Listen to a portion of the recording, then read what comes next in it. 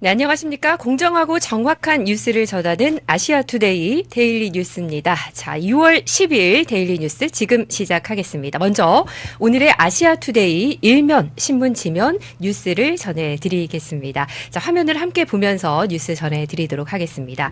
자, 첫 소식은요. 새 정부가 물가를 먼저 챙긴다는 소식입니다. 용산 대통령실에서 주재한 비상경제점검 태스크포스 회의에서 물가 문제가 우리 국민들에게 너무 큰 고통을 주고 있기 때문에 현황과 가능한 대책이 뭐가 있을지 챙겨달라라고 이야기가 됐습니다. 또 이날 회의에서는 최근 물가가 엄청나게 많이 올랐다고 하더라. 라면 한 개에 2,000원 한다는데 진짜냐? 이런 말도 오갔습니다. 그리고 김범석 기획재정부 1차관은 정치적 불확실성 때문에 라면, 맥주 등 가공식품 위주로 눌렀던 것들이 많이 좀 오른 부분도 있다라고 지적을 했습니다. 또 더불어민주당 당정 협의를 거쳐서 조만간 물가를 안정시키기 위한 대책을 마련할 예정이라는 소식입니다.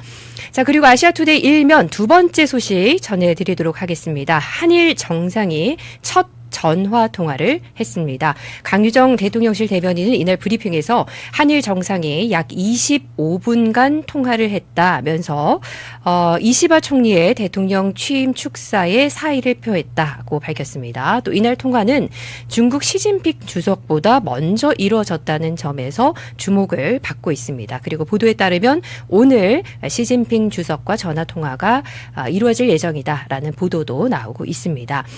자, 아시아투데이 일면 오늘은 좀 기분 좋은 소식 여러분께 전해드리고 싶습니다. 자, 화면에 보이시는 이 턱시도 입고 또 꽃다발과 상을 받고 있는 드레스를 입고 있는 저 장면, 어쩌면 해피엔딩이 토니상 6관왕을 거머쥐었습니다. K 뮤지컬입니다. 한국 창작 뮤지컬 어쩌면 해피엔딩이 미국의 연극 뮤지컬계 아카데미상으로 불리는 토니상에서 작품상을 포함해 6개 부문을 석권하며 K뮤지컬의 역사를 새로 썼습니다. 이 어쩌면 해피엔딩이라는 작품은요. 미국 뉴욕 라디오시티 뮤지컬에서 열린 제78회 토니상 시상식에서 최고 영예인 뮤지컬 작품상을 비롯해 극본상, 음악상, 무대 디자인상, 연출상, 나무주연상 등 주요 부문을 휩쓸며 6관왕에 올랐습니다. 자, 6개 부문 이 수상은 올해 토니상 최다 수상이라고 하네요.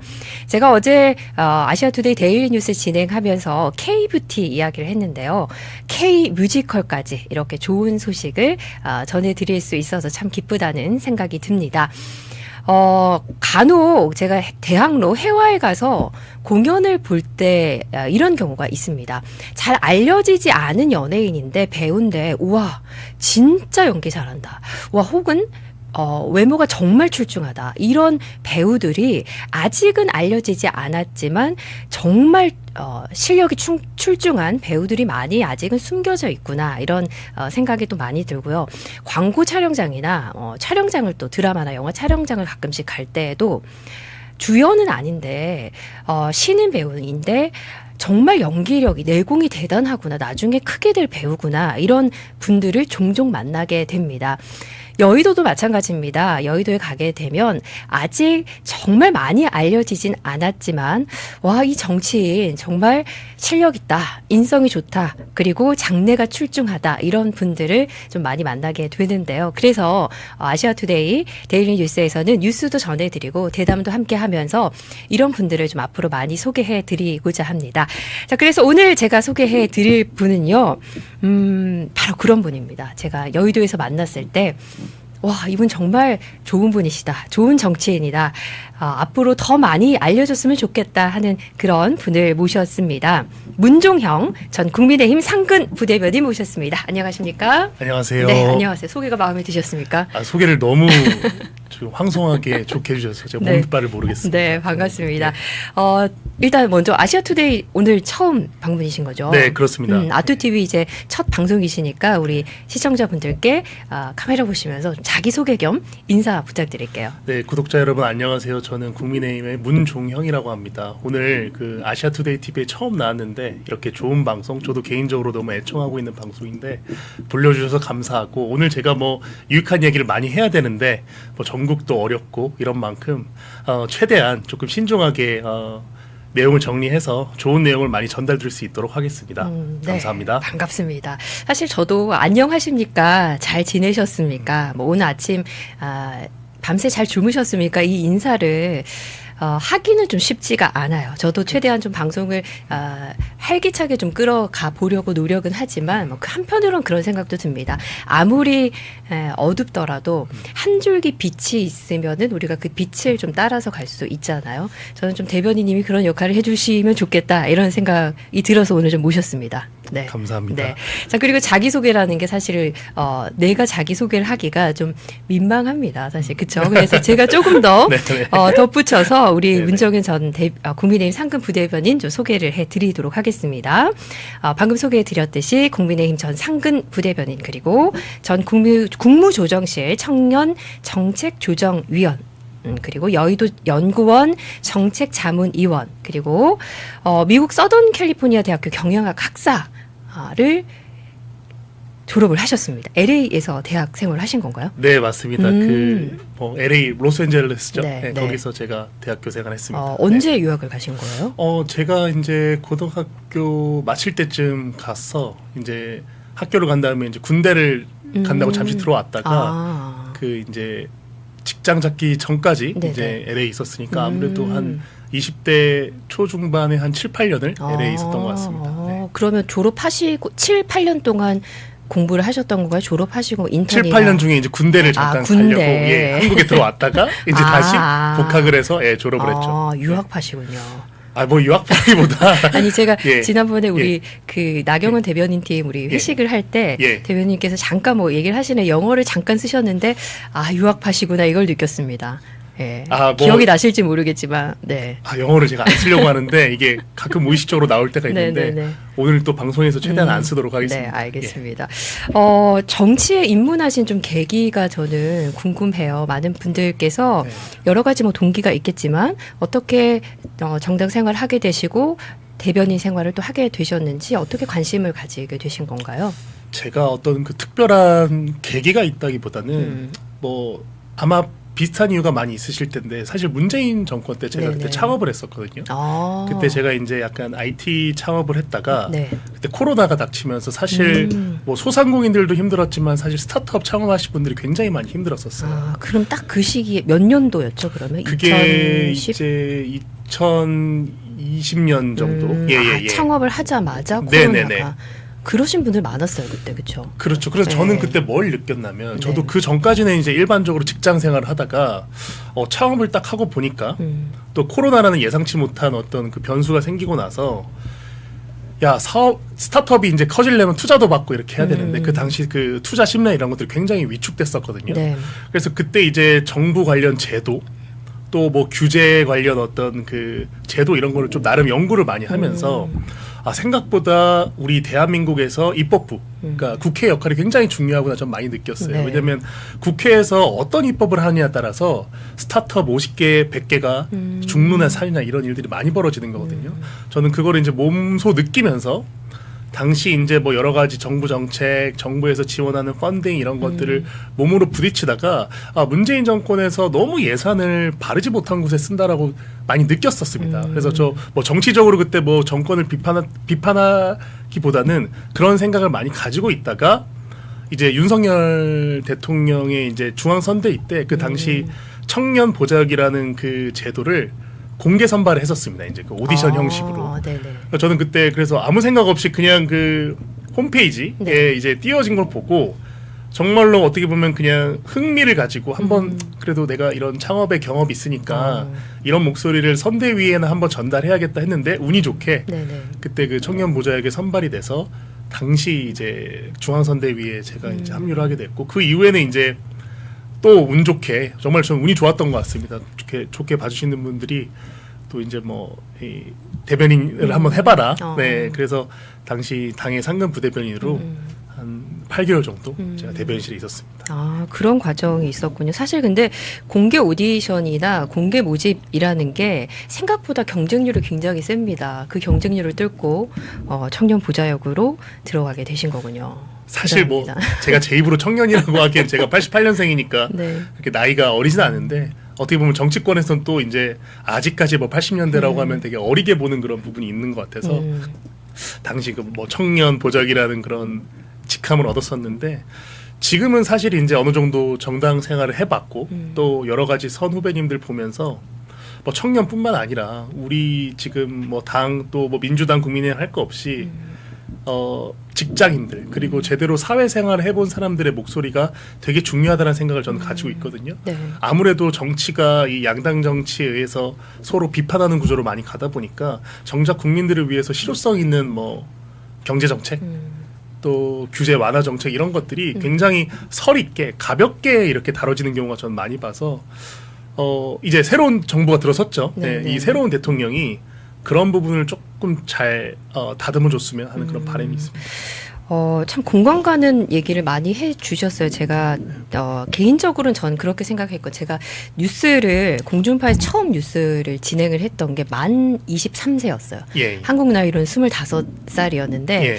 그때 어떤 생각을 했냐면 최소한 뉴스 앵커라는 자리가 기자로서 현장도 많이 뛰어보고 경찰 출입도 해보고 대통령실 청와대 출입도 해보고 스킨십도 많이 쌓고 그리고 결혼도 해보고 결혼해서 출산해서 아이를 키우는 어려움도 겪어보고 네. 또 뭐 남자 같은 경우는 가장의 어려움도 겪어보고 이런 사람이 좀 이 앵커직에 앉아야 되는데 당시 나의 23살, 25살 그 나이는 참 설있다라고 생각을 했었고요.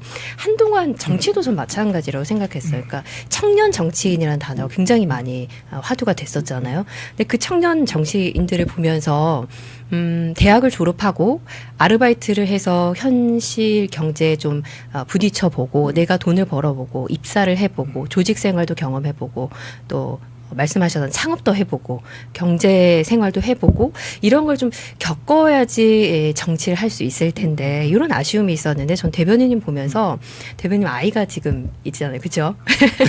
네네. 제가 육아도 하시는 이 그 아들이 가장의 어떤 책임감도 가지고 계시고 네. 말씀하셨듯이 창업도 해보시고 이런 분들이 청년 정치인이라는 이 네임을 달아야지 거기에 걸맞게 현실 정치에 도움이 되는 그런 정치를 할 수 있다 이런 생각을 했거든요. 어떻게 생각하세요, 대변인? 너무 또 좋게 말씀해 주셔서 제가 조금 덧붙이기는 조금 민망한 부분이 있는데 네.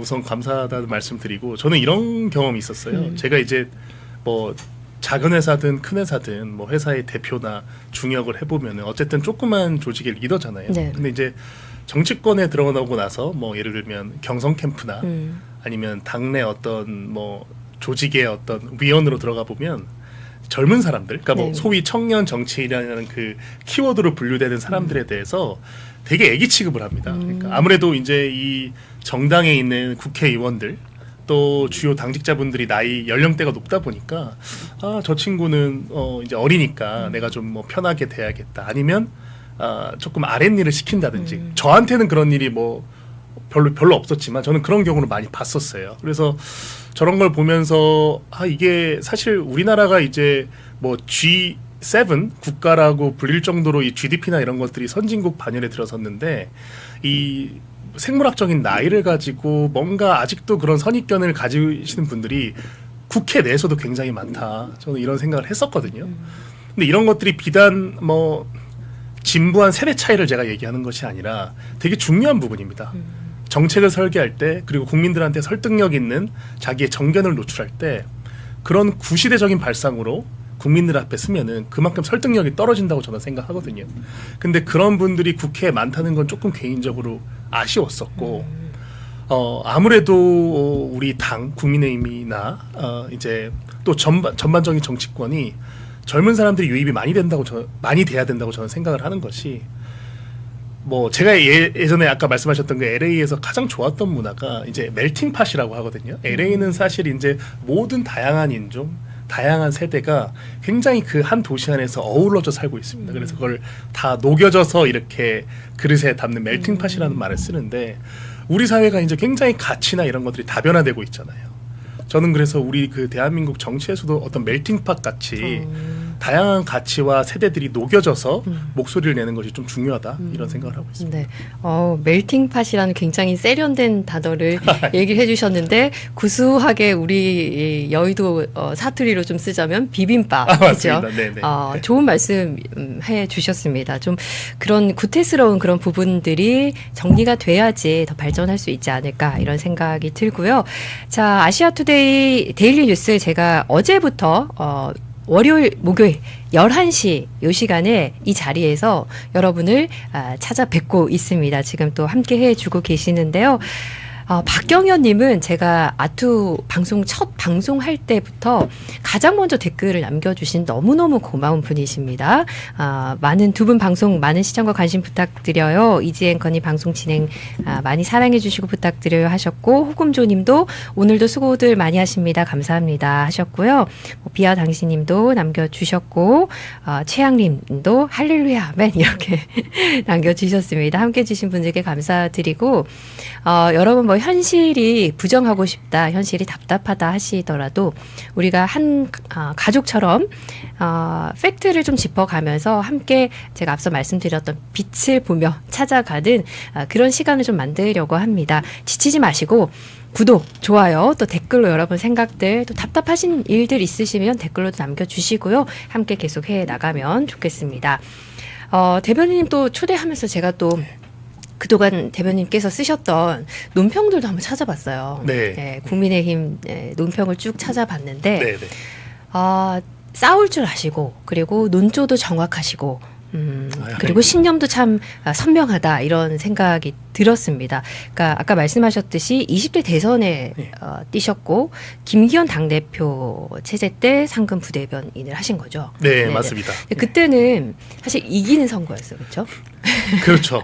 저희가 이겼죠. 네, 네. 이긴 선거를 입문하면서 이렇게 경험을 해보셨어요. 그리고 이번에는 패배하는 선거를 경험을 해보셨습니다. 두 가지 다를 경험을 해보시니까 어떠신가요? 되게 좀 어려운 질문이긴 한데요.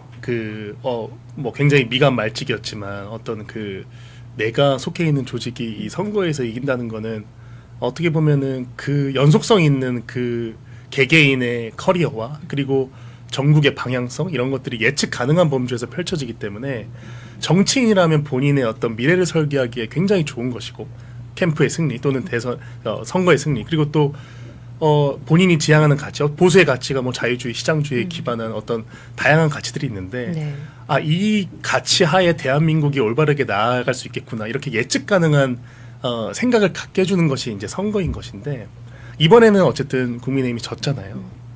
저는 사실 많은 분들이 이번에 우리가 진다는 것을 어느 정도 지표나 이런 것들로 예측을 하고 있었던 부분도 있었기 때문에 그 자체가 이렇게 뭐 놀랍거나 아프거나 이러진 않았지만 오히려 우려되거나 걱정되는 부분이 굉장히 많았던 것이 저는 딱 첫 번째 떠올랐던 것이 그냥 우리 일반 시민들의 삶 이런 것들이 떠올랐습니다. 그러니까 직장에 다니고 장사를 해서 돈을 벌고 또 애를 키우고 저도 애를 키우고 있지만 이런 일반적인 삶의 어떤 모습이 아마 이 새로운 정부에서 많이 바뀔 것 같다는 이런 우려를 했었고요.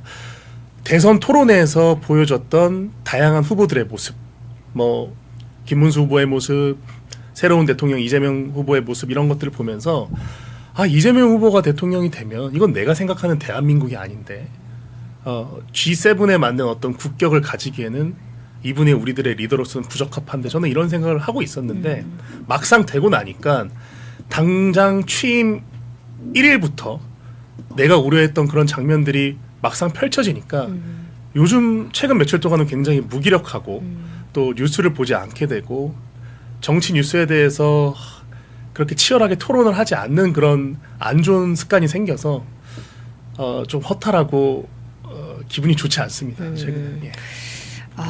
대변인님의 그 말에 또 공감하시는 분들도 많이 있을 것 같습니다. 자, 그러면 뭐 요즘 뉴스를 장식하고 있는 어쨌든 그런 내용들을 저희가 이슈들을 한번 다뤄보도록 하겠습니다. 먼저 정치권 내용부터 좀 다뤄보도록 하겠는데요. 법원이 이 대통령의 공직선거법 파기환송심 추후 지정 연기, 요 기사 함께 보도록 하겠습니다. 파기환송심 기일을 연기하기로 했습니다. 서울고법 형사 7부는 오는 18일로 예정이 됐던 이 대통령의 파기환송심 기일을 추후 지정했다고 밝혔는데요.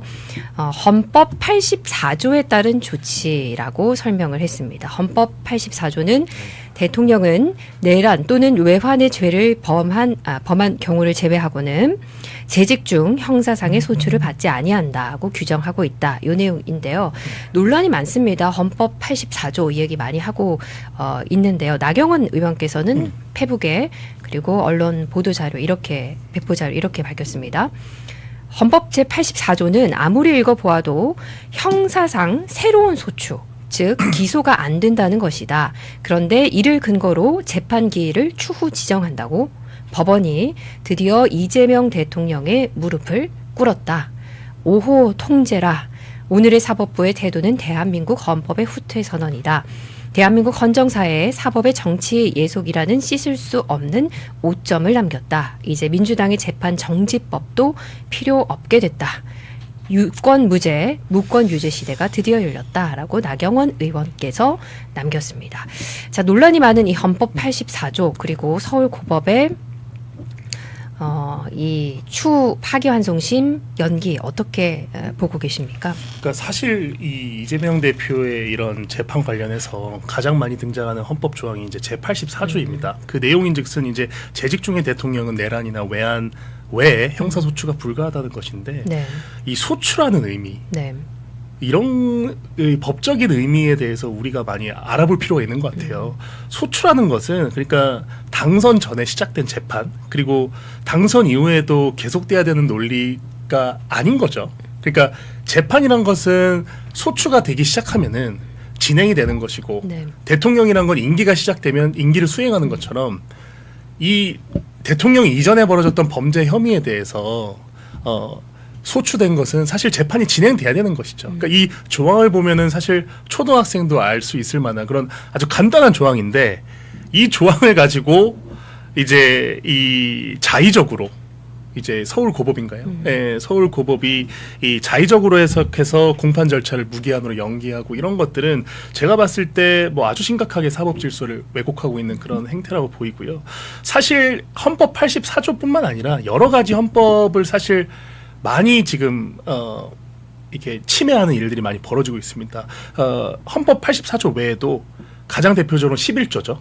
이제 모든 국민은 법 앞에 평등하고 사회적인 특수계급을 금지하고 있다는 이 조항도 대통령이 됐기 때문에 재판을 중지해야 된다는 이런 이재명 대표의 현재 행태에 대해서 정반대로 반하고 있는 것이고 또 두 번째로는 헌법 제86조 2항에 보면은 대통령이 판결 등의 사유로 자격이 상실됐을 때는 60일 내에 선거를 다시 실시한다라고 되어 있었거든요.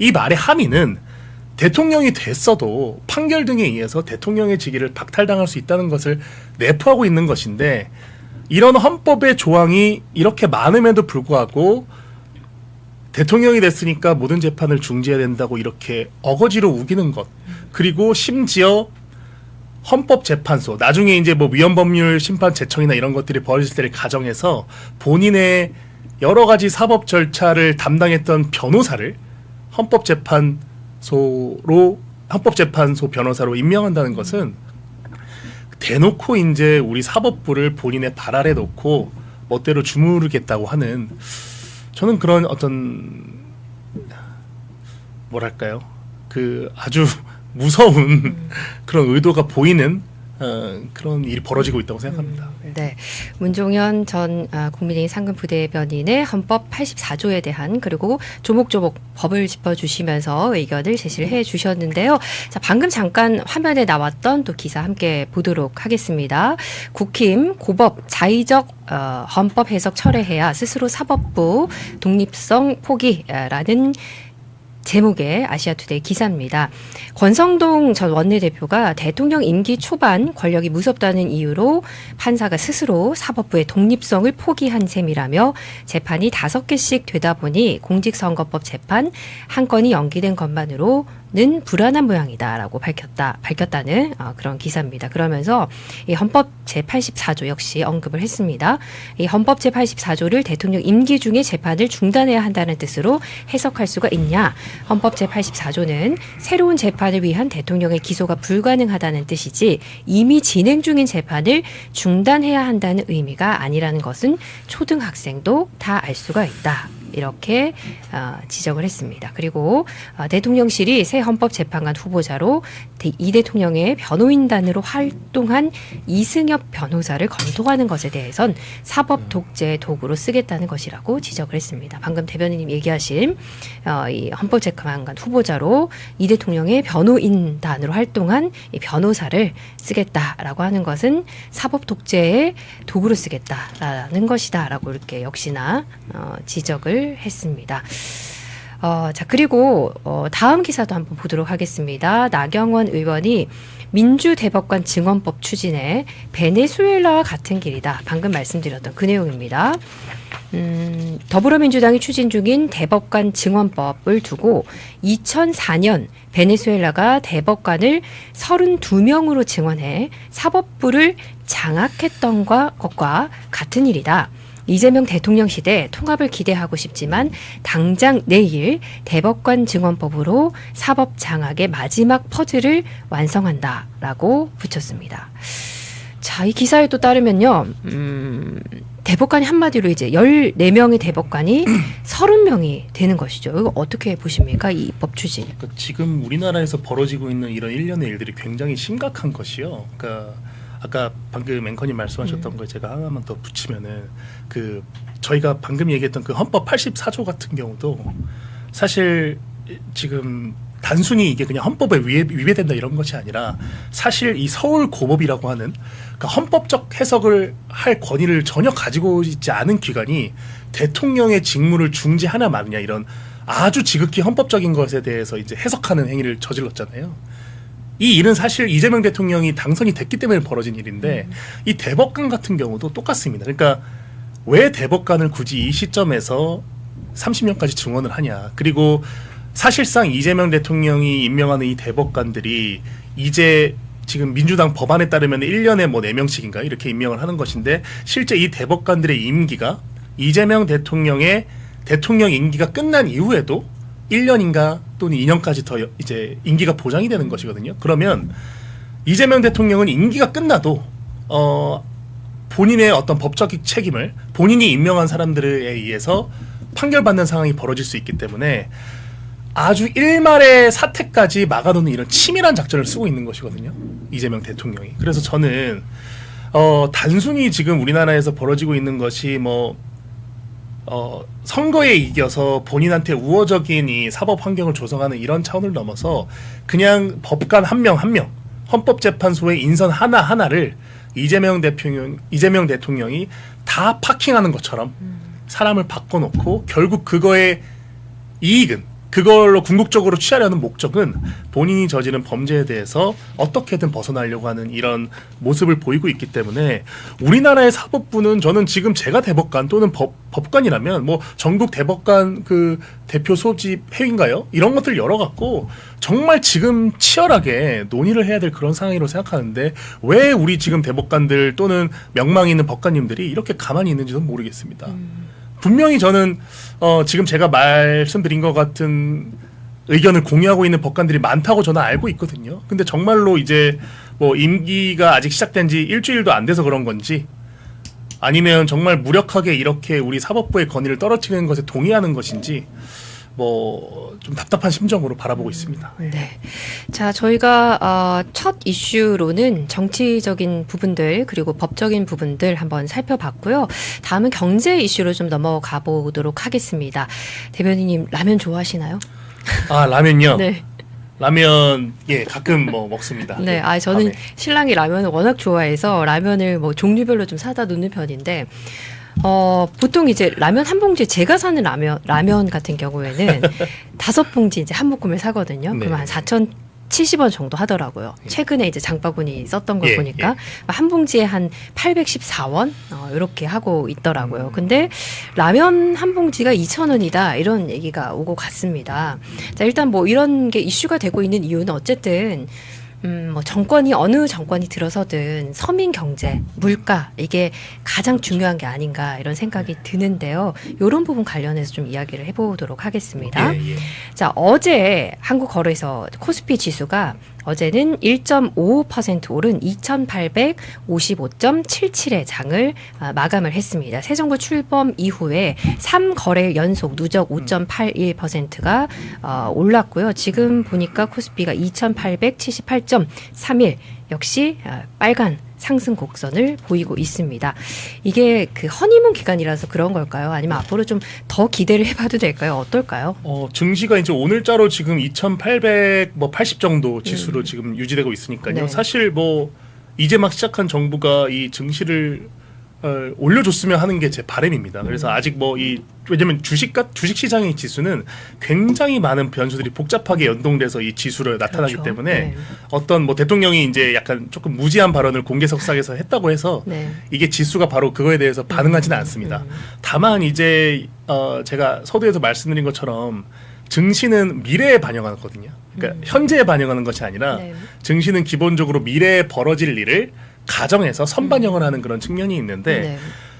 그래서 지금 이재명 대통령의 공약집 그리고 인선 그리고 앞으로 경제 공약을 보면서 지수들이 저는 흘러갈 거라고 보고 있는데 기본적으로 저희가 대선 기간 때도 많은 비판을 했지만 우리나라 경제는 이제 더 이상 현금을 살표해서 굴러가는 이 경제가 아닌 것을 기본적으로 깨달아야 됩니다. 우리 그 이재명 대통령의 경제팀 전원이 이걸 깨달아야 되는 것이 그 이유는 굉장히 심플합니다. 모든 경제학자 그리고 거시경제의 이제 이 전문성을 가지고 있는 분들이 지적하는 부분은 우리나라가 2025년 1분기에 왜 역성장을 했냐면요. 민간 소비가 줄어든 것은 아주 조그만 부분이고 설비 투자, 건설 투자가 급감해서 우리나라가 역성장을 한 것이거든요. 네네.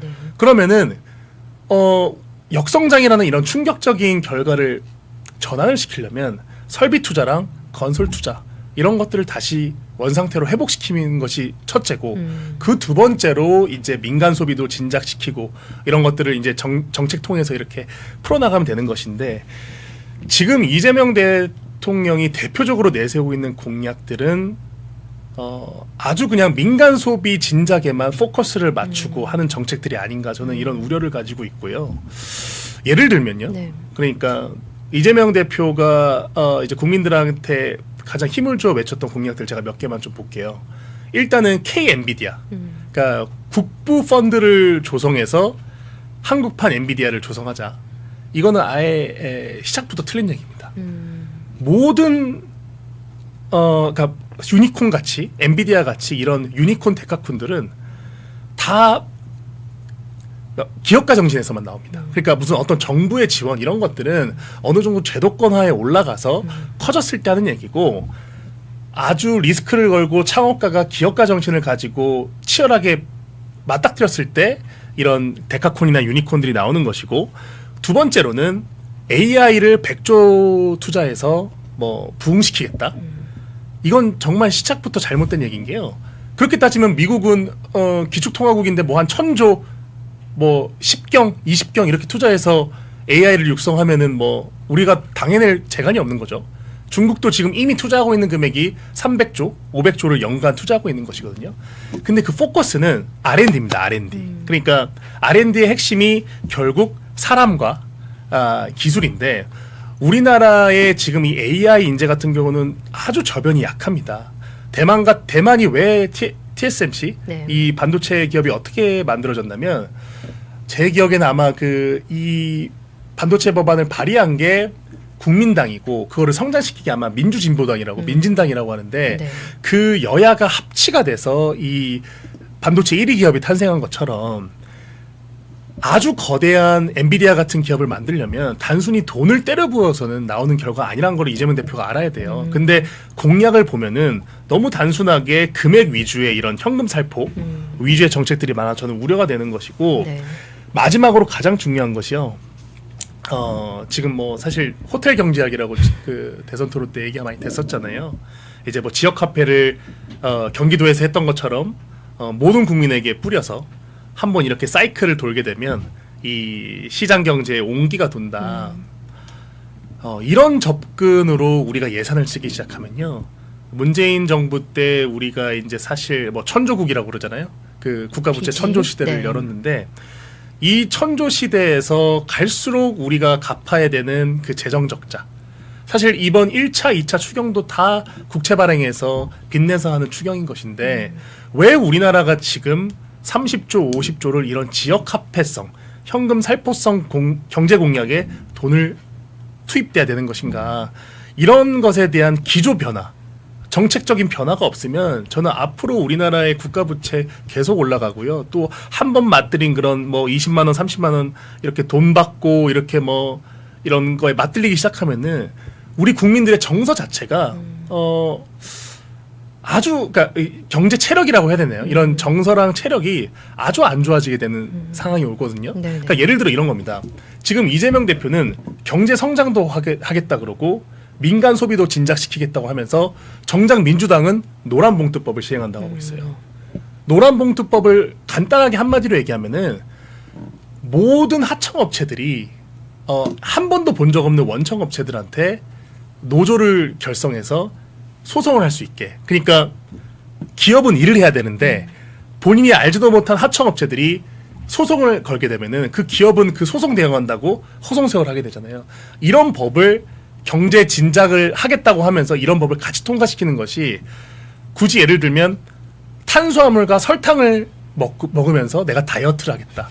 이런 거랑 비슷한 것이거든요. 저는 그래서 이런 맞지 않는 공약들이 이재명 후보의 정책 안에 너무 많아져서 그냥 급급하게 그때그때 국민들에게 듣기 좋은 소리로 경제 공약을 설계한 것이 아닌가. 저는 그런 우려를 현재 많이 하고 있습니다. 경제학에 사실 굉장히 기본적인, 기초적인 그런 이야기를 해 주셨는데요.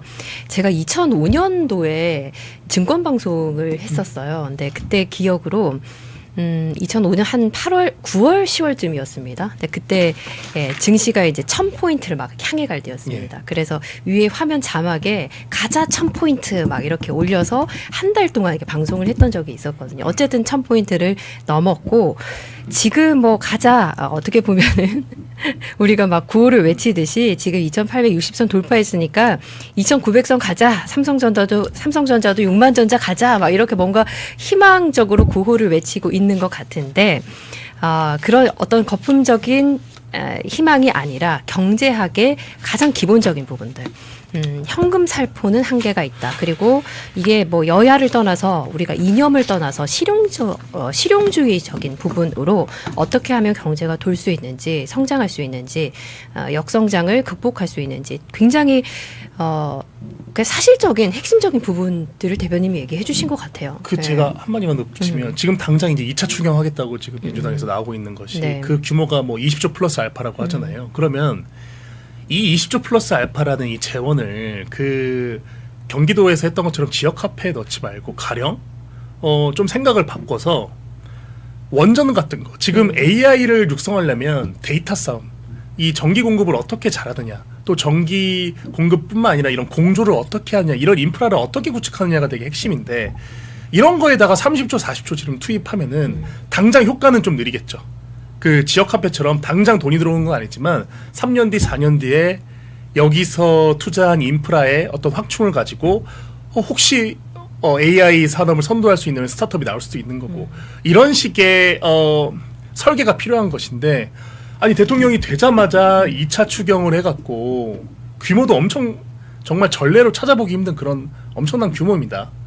그런 규모를 만약에 지역 화폐로 다 쓰겠다. 물론 뭐 지역 화폐로 다 쓰는 건 아니겠죠. 어떤 소비 진작 이런 것들이 있어야 되겠지만 너무 이런 식으로 현금 살포를 하는 정책이 비중이 너무 많다는 거예요. 예. 인프라 확충, 시스템 확충 이런 것들에 대해서 저는 이재명 대표한테 들어본 적이 없거든요.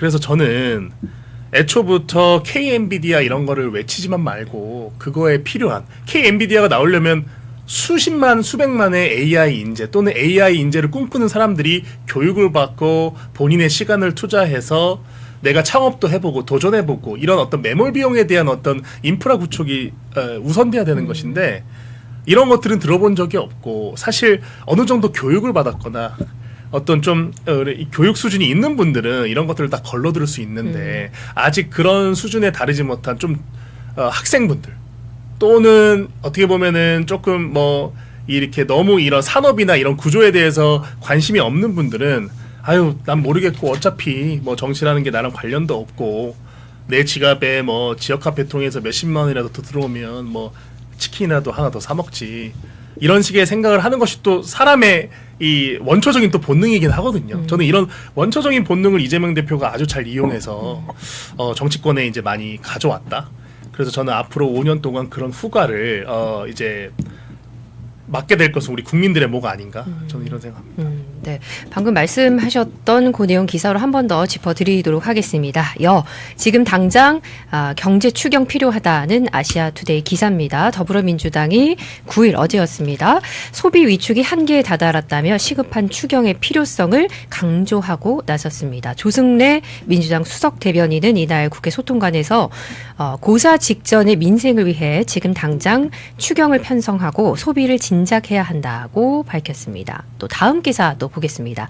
민주당 당 차원 물가관리 TF팀 구성 추경 처리 집중이라는 기사인데요. 당 차원의 역시 물가관리 TF팀 태스크포스를 구성한다고 밝혔습니다.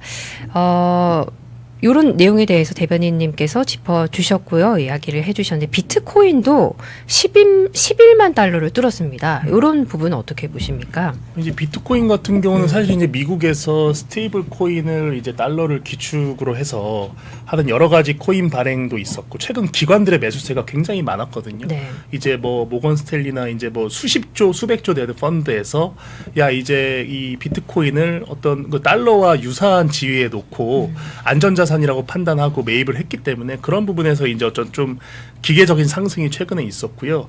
앞으로 이제 우리나라에서도 그런 과연 스테이블 코인과 같은 이런 유의 코인 발행이 가능하느냐? 저는 좀 불가능하다고 봅니다.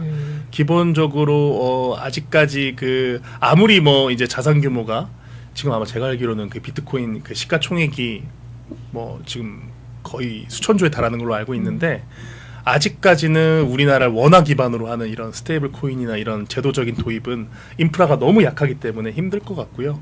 오히려 뭐 비트코인 기반에 파생되는 상품을 뭐 증권에 조금 파격적으로 들여본다든지 이런 것들은 이제 증권사들의 규제를 굉장히 완화해주면서 이재명 대표가 조금 개혁적으로 해볼 수 있는 그런 정책이 아닐까 이런 생각합니다. 네, 자 지금 저희 댓글로도 실시간으로 함께 해주고 계신데 경기태님께서 국민의힘에 대한 좀 답답한 그런 마음을 댓글로 좀 남겨주셨습니다. 우리 국민의힘 이야기도 좀 한번 해보도록 하겠습니다. 기사 함께 볼까요? 아시아투데이 기사인데요. 9월 전대 내년 지선 상향식 공천 보수 재건 내세운 김용태라는 제목의 기사입니다. 김용태 국민의힘 비상대책위원장이 상향식 공천과 대선 후보 교체 진상 규명 그리고 윤석열 전 대통령에 대한 탄핵 반대 당론 무효화 9월 초 전당대회 개최 당통 분리 등을 골자로 하는 당 2차 개혁안을 발표를 했습니다. 김용태 비대위원장이 내세운 이 당 개혁안 어떻게 보고 계십니까? 저는 이 김용태 위원장이라는 분께서 네. 그 나름의 어떤 그 진위를 가지고 개혁안을 만들었다고는 생각합니다. 다만 지금 선후 관계랑 어떤 타이밍 같은 것이 좀 저는 잘못됐다고 보는 것이요. 지금 김용태 비대위원장 같은 경우는 대선 때 임시로 김문수 당시 후보가 네. 비대위원이었던 김용태 위원을 이제 비대위원장으로 이제 임명한 것 아닙니까? 네. 그러면은 어쨌든 그 대선 전국에서 패배라는 것에 대해서 어떤 책임의 어떤 그 지분이 있는 분이에요. 이 김용태라는 분은. 근데 이분이 대선이 끝나고도 심지어 지금 모든 비대위원이 다 사퇴했는데 네. 본인이 남아서 심지어 이 개혁안들 보면 굉장히 중요한 개혁안들입니다. 이때까지 우리 그 국민의힘 내부에서 한 번도 해보지 못한 뭐 저기 기초단체장, 광역단체장 이런 상향식 공천 이분이 지금 하는 게 맞나요? 저는 이런 생각 들었어요. 그러니까 그 내용이 틀렸다는 것이 아니라 김용태 위원장 같은 경우 우선 이제 거치부터 먼저 정확하게 밝히고 16일에 지금 예정되어 있는 이 우리 원내대표 선거를 보면서 뭐 원내대표와의 어떤 최소한의 합의된 의견이라도 내놓든지 지금 어떻게 보면 본인이 일방통행해서 당 개혁안을 쫙 내고 이거에 대해서 심지어 지금 또 당원 투표를 하겠다. 이 당원 투표를 통해서 승인받겠다 이렇게 얘기하는 것인데 애초에 민주적인 절차를 통해서 선출된 비대위원장이 아니기 때문에 조금 자기가 해야 할 것, 또 할 수 있는 것, 또 하고 싶은 것, 이 세 가지를 조금 혼돈하고 있는 것이 아닌가 저는 이런 생각을 많이 하고 있고 이분이 굉장히 고생이 많으셨을 거예요. 이 비대위원장께서 대선도 졌고 또 여러 가지 우리 당 입장에서는 어려운 전국이 지난 몇 달간 있었는데 그러면 조금 더 당 내부에서 총의를 모아서 개혁안을 발표하는 것도 저는 좋겠다 이런 생각을 하고요. 사실 이런 건 있습니다. 참 저는 좀 되게 이해가 안 가는 것인 게요. 지금 우리가 당 쇄신을 외칠 땐가? 저는 이런 생각 개인적으로 했습니다. 제 사견이 지금 막 전투가 벌어지고 있잖아요. 네네. 지금 골든타임이란 말이에요. 이재명 정부는 되자마자 자기 본인의 어떤 그 방탄을 위한 입법들 다 했고 지금 내란 특검법 그리고 김건희 특검법. 네. 저는 세상 청지의 그 개인의 이름으로 이렇게 특검을 하고 그 안에 여러 가지 법을 다 넣어서 특검을 하는 걸 처음 봤는데 이런 지금 특검법들이 벌어지고 있는 와중에 어떻게 보면 전쟁이 벌어지고 있는 거잖아요. 내란 특검법에 지금 소환 예정인 검사가 70명이라고 합니다. 그 법 하나에서만.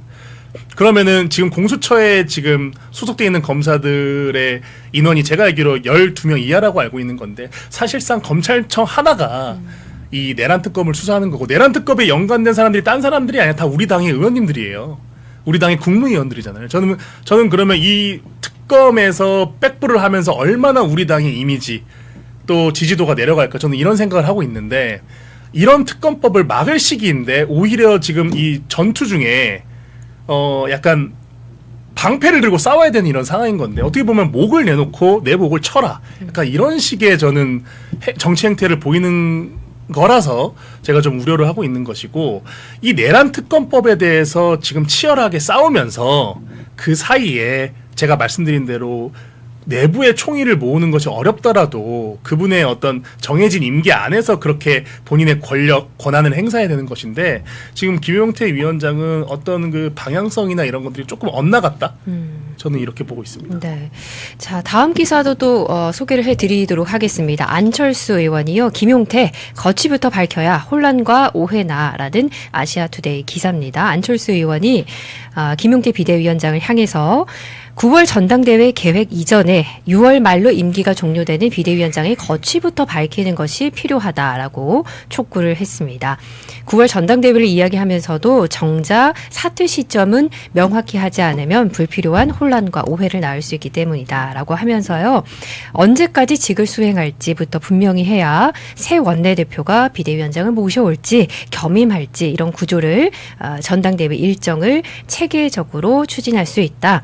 대선 참패 후 우리 당의 모습은 어떤가? 누가 당권에 도전할 것인지, 전당대회는 언제 열 것인지, 이번 패배 책임 소재는 누구에게 있는지에 대한 갈등과 논쟁만 가득하다라고 아주 오랜만에 제대로 된 이야기를 하셨습니다.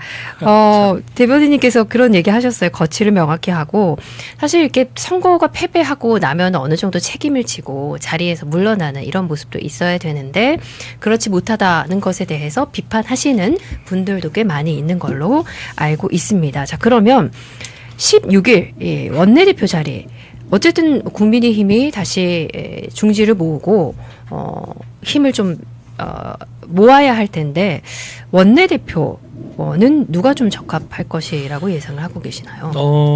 저는 조금 뭐 조심스럽지만 제가 그냥 개인적으로 조금 예측을 해보면 제가 아까 지금 우리 당의 지금 이 기간이 골든타임이라고 얘기 드렸던 이유는 네. 지금 대다수의 국무위원들 또 총리를 비롯해서 여러 주요 이제 핵심 요직의 인선들이 지금 진행이 되고 있는 상태고 국무위원들 같은 경우는 이제 인사청문회를 통해서 이제 그 최종 승인이 되는 것인데 벌써부터 민정수석 또는 뭐 헌법재판소 재판관 등 지금 여러 가지 예를 들면 민정수석 같은 경우는 뭐 검사 재직 당시에 본인의 재산을 차명으로 타인에게 맡겼다 이런 논란들이 나오고 있고 심지어 헌법재판소 재판관은 이재명 대통령의 변호를 해주던 사람이 이제 임명이 되려고 하는 이런 상황인데 이런 상황 속에서 누가 우리 당의 내란 특검법에 맞서 싸우고 또 이런 불의에 가까운 이런 인선에 대해서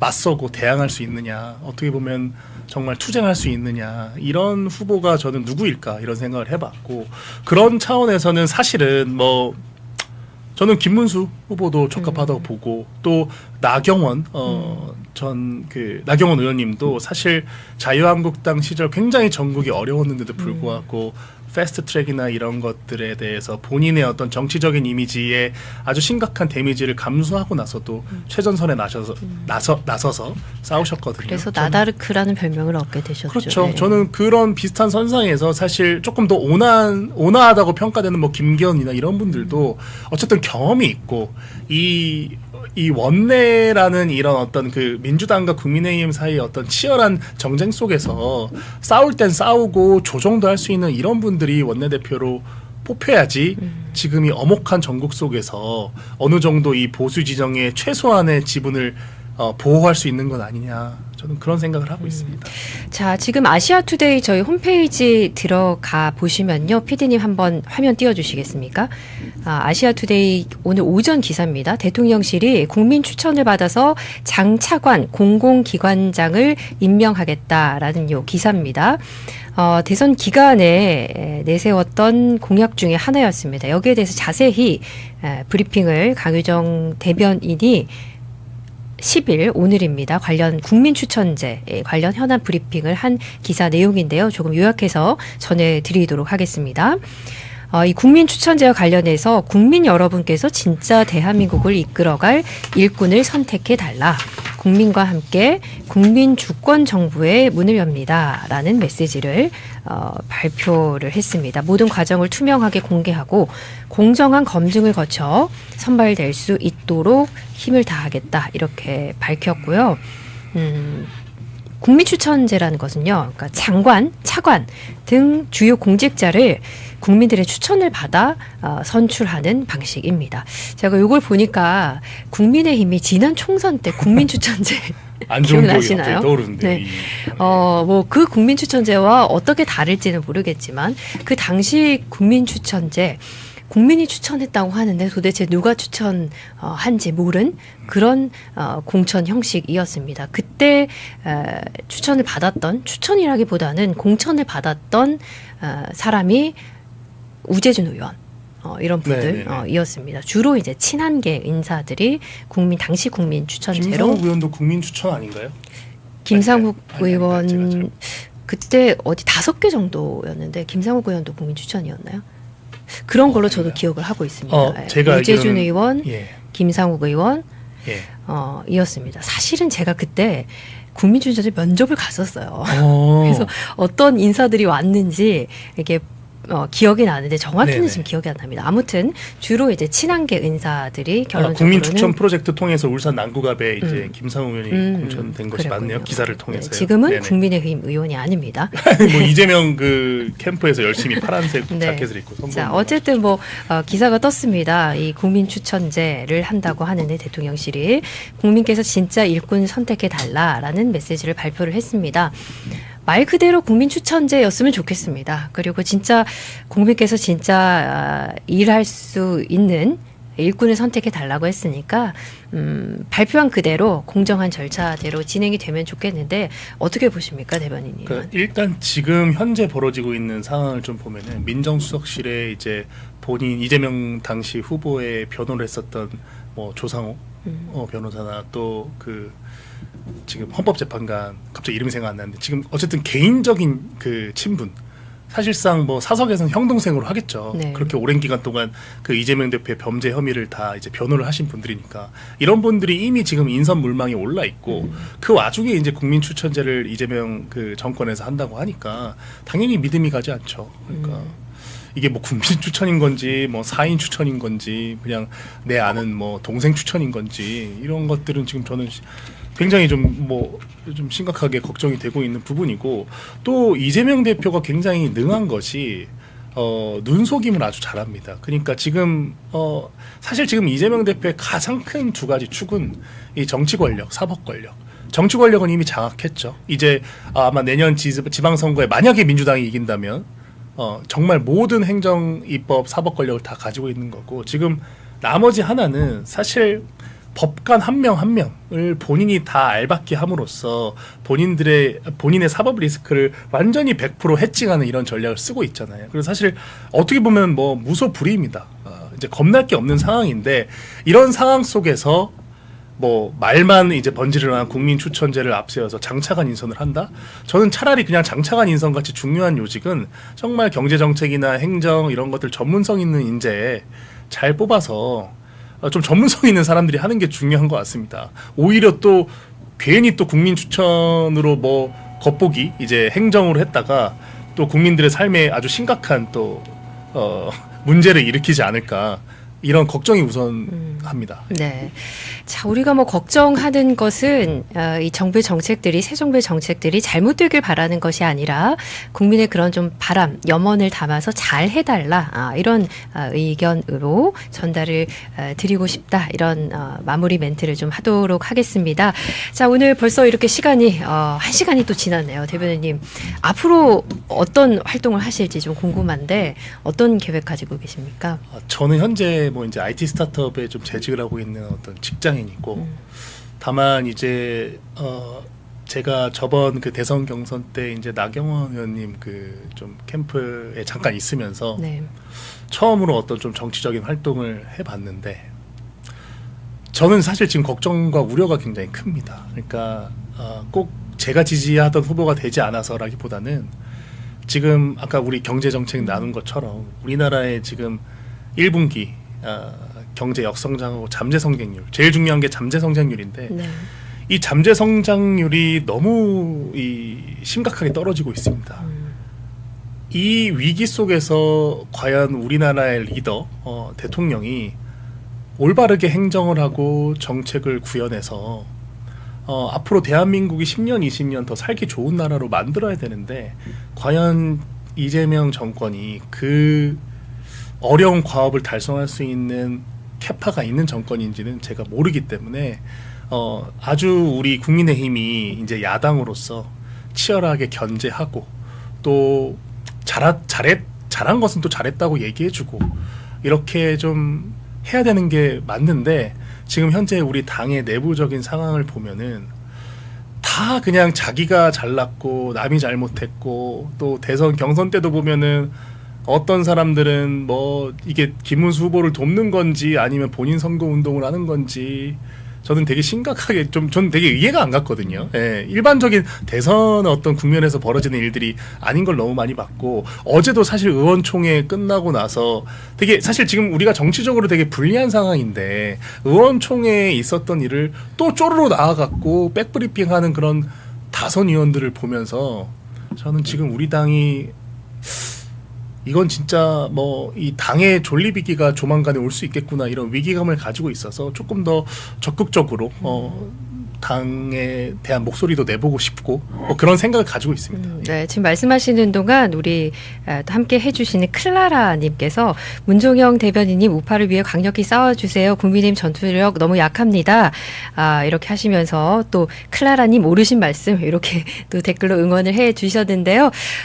제가 하고 싶은 말씀을 또 박경현님께서 또 얘기를 하셨습니다. 구독과 좋아요 한번 부탁드립니다. 아시아투데이 응원하시는 그런 또 댓글도 남겨주셨는데 여러분 오늘 또 방송 함께 해주셔서 감사드리고, 구독과 좋아요 또 응원의 댓글, 여러분 의견 남겨주시는 댓글 남겨주시면 감사하겠습니다. 또 또 댓글을 남겨주셨습니다. 문종경 대변인 같은 젊은 사람이 강하게 싸워줘야 제대로 세대 교체할 수 있습니다. 세대 교체란 이야기도 해주셨습니다.